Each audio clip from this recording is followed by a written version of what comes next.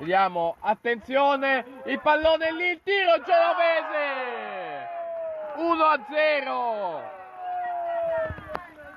Ha segnato Genovese. Si prosegue, Fiorentino verso Mané, intervento però di Castiglione. Una grande scoperta Castiglione come difensore centrale. Vediamo Russo verso Localio. Localio, c'è una deviazione ed è gol. Gol lo assegniamo a Nolfo, anche se il lancio era già di Localio. 2-0. Batte la rimessa laterale Cirrone. Vediamo.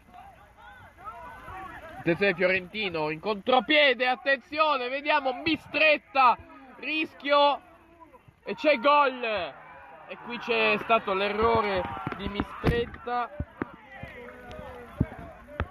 Accorcia le distanze l'Aspra.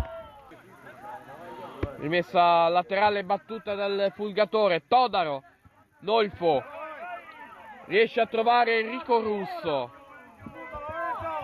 Vediamo. Peralta nel mezzo, Todaro! Torna al gol! Todaro! Al 35esimo del secondo tempo ha segnato Todaro! Incredibile!